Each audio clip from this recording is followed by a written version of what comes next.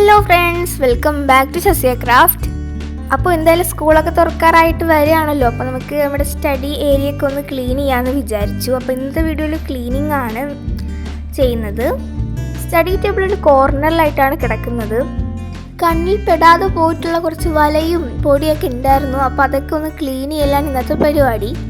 പിന്നെ ടേബിളിൻ്റെ ബാക്ക് സൈഡിലായിട്ട് നല്ല പൊടിയൊക്കെ ഉണ്ടാവും. അപ്പോൾ അതൊക്കെ ഒന്ന് ക്ലീൻ ചെയ്യുന്നുണ്ട്.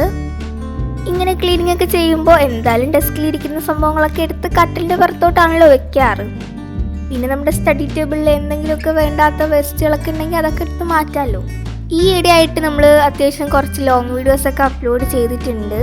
അതിൽ തന്നെ 2-3 ബാക്ക് ടു സ്കൂൾ വീഡിയോസൊക്കെ ഞാൻ അപ്ലോഡ് ചെയ്തിട്ടുണ്ട്. എന്തായാലും ലോങ് വീഡിയോസൊക്കെ അപ്ലോഡ് ചെയ്യാൻ പറ്റി. ഇനിയിപ്പോൾ ചെറിയൊരു ക്ലീനിങ്ങും ഓർഗനൈസിങ്ങും ഒക്കെയാണ്. പിന്നൊരു കാര്യം, ടേബിൾ എപ്പോഴും ഒരേപോലെ ഇരുന്ന് കണ്ടു കഴിഞ്ഞാൽ എനിക്കൊരു മടുപ്പാണ്. അതുകൊണ്ട് അപ്പോഴപ്പോഴും എനിക്ക് ടേബിളിൻ്റെ ലുക്കൊക്കെ മാറ്റിക്കൊണ്ടിരിക്കണം. എന്നാലേ അവിടെയൊക്കെ ഒന്ന് ഇരിക്കാൻ തോന്നുള്ളൂ. ടേബിളിൽ ഇരുന്ന് പഠിക്കാനും ക്രാഫ്റ്റ് ചെയ്യാനൊക്കെ തോന്നണമെങ്കിൽ അങ്ങനെയൊക്കെ ചെയ്യണം. പിന്നെ ഇപ്പോൾ ക്ലീൻ ചെയ്തുകൊണ്ടിരിക്കുമ്പോൾ ഇതിൻ്റെ ഓർഗനൈസറൊക്കെ ഞാൻ അങ്ങോട്ടും ഇങ്ങോട്ടൊക്കെ മാറ്റി തിരിച്ചൊക്കെ വെച്ച് നോക്കുന്നുണ്ട്.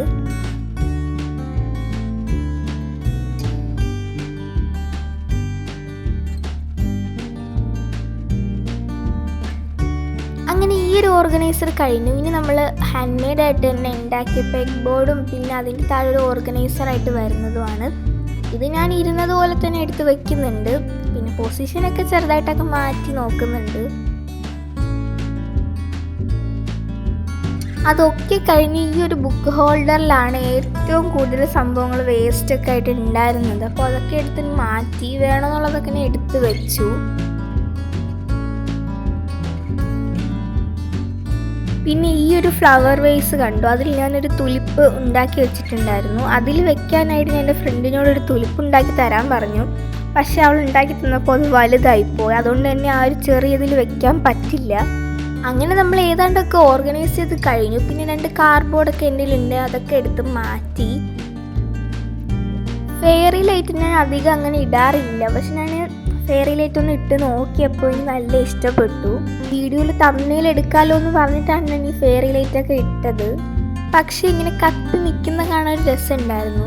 പിന്നെ ഞാൻ ഡെസ്കൊക്കെ ഒന്ന് ക്ലീൻ ചെയ്യുന്നത് കണ്ടപ്പോൾ അനിയത്തിയും ഡെസ്ക് ക്ലീൻ ചെയ്തു. അപ്പോൾ അവൾക്ക് അതിൻ്റെ ഇടയിൽ നിന്ന് കിട്ടിയൊരു സ്റ്റിക്കറാണ്. അവൾ മുമ്പ് എപ്പോൾ വരച്ച് വെച്ചതാണ്. ബാക്കി വരയ്ക്കാൻ മടിയായിട്ട് വെച്ചിരിക്കുകയായിരുന്നു. ഞാൻ അതിങ്ങ് എടുത്തുകൊണ്ട് വന്നു. ഇതേ കണ്ടോ, ഞാൻ പറഞ്ഞില്ലേ കത്തി നിൽക്കുന്ന നല്ല രസമാണെന്ന്. പിന്നെ ഈ ഒരു ഫെയറി ലൈറ്റ് ഇങ്ങനെ കത്തി നിൽക്കുന്നത് തന്നെ ഞാൻ കുറേ നേരം ഇങ്ങനെ വീഡിയോ എടുത്ത് നിന്നിട്ടുണ്ടായിരുന്നു.